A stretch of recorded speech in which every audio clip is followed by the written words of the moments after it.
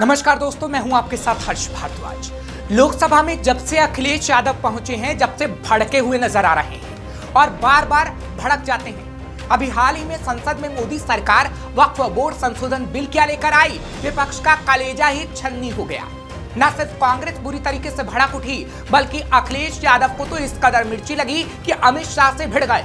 संसद को तो जनाब ने अखाड़ा ही बनाया, लेकिन उसके बाद एक न्यूज चैनल के कार्यक्रम में अखिलेश यादव आग बबूला होकर बुरी तरह भड़क गए।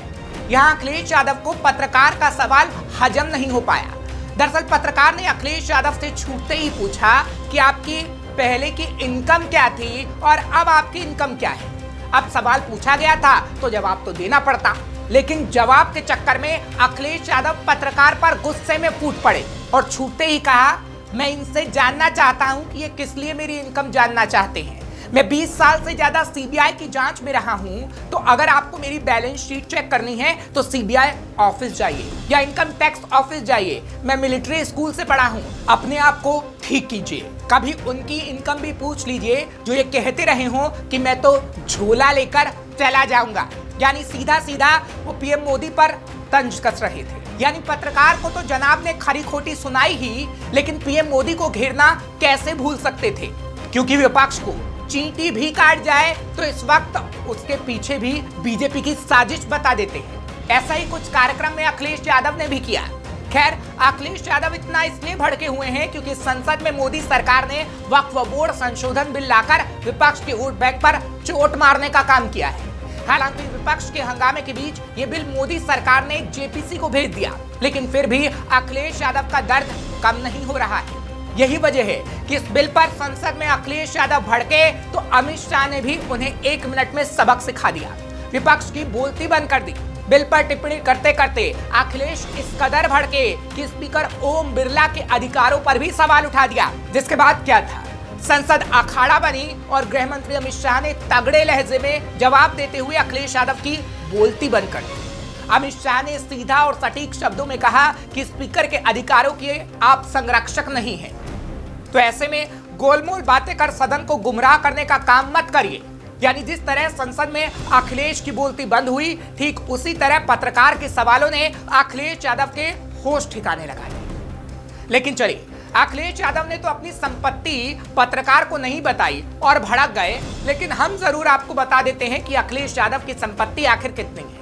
पूर्व मुख्यमंत्री अखिलेश यादव ने साल 2009 में कन्नौज संसदीय सीट से नामांकन के दौरान चल संपत्ति 3,83,24,500 रुपए बताई थी। अचल संपत्ति 1,69,68,657 रुपए बताई थी। इस बार जब उन्होंने नामांकन किया, हाल ही में जब लोकसभा चुनाव हुए, तो चल संपत्ति 9,12,91,728 रुपए बताई। अचल संपत्ति 17,22,08,58 थी। यानी इस दौरान उनकी संपत्ति कुल 5 गुना बढ़ गई। और उनकी पत्नी डिंपल यादव की वित्तीय वर्ष 2022-23 में आयकर विवरण के मुताबिक बताई गई आय 67,50,148 रुपए थी। अखिलेश यादव पर 74,44,644 रुपए का कर्ज है, जबकि पत्नी डिंपल पर 25,40,904 रुपए का कर्ज है। अखिलेश की बेटी अदिति टीना और बेटा अर्जुन हैं। उन्होंने BE civil environment Mysore university से 1994-95 में की। सपा के राष्ट्रीय अध्यक्ष के पास कोई आभूषण नहीं है। पत्नी के पास स्वर्ण आभूषण, हीरे मोती के आभूषण हैं। इनकी कीमत लगभग 59,76,687 रुपए है। अखिलेश यादव के पास 76,000 का सेल्यूलर फोन है। यानी अब आप समझ जाइए कि इतनी संपत्ति होगी तो आखिर वो क्यों नहीं भड़केंगे भला। और इसी संपत्ति के सवाल पर जनाब भड़क गए थे, लेकिन अब उन्हें उस सवाल का जवाब देने की जरूरत नहीं पड़ेगी, क्योंकि उस सवाल का जवाब हमने आपको दे दिया है। फिलहाल नेता तो ऐसे ही होते हैं, शायद ही अपनी संपत्ति को लेकर उनकी जुबान पर सच आया हो, और ऐसा ही अखिलेश यादव के साथ भी हुआ। और वो ऐसे भड़के कि पत्रकार को चुप करा दिया। लेकिन उन्हें ये अच्छे से समझ लेना चाहिए कि आप किसी की भी आवाज को चुप करा सकते हैं, लेकिन पत्रकार की आवाज को नहीं। हम भी एक पत्रकार हैं और आप ही के दिए ब्यौरे के आधार पर आपकी संपत्ति बता रहे हैं। अब आपको कितना भड़कना है वो आप ही तय करें। फिलहाल आपको ये खबर कैसी लगी हमें कमेंट सेक्शन में जरूर लिखिए। खबर को शेयर करना मत भूलिए और तमाम खबरों के लिए आप देखते रहिए शीर्ष भारत। श्रेष्ठ भारत पर खबरों से जुड़े रहने के लिए चैनल को सब्सक्राइब और लाइक करें, बेल आइकन दबाएं और देखते रहें श्रेष्ठ भारत।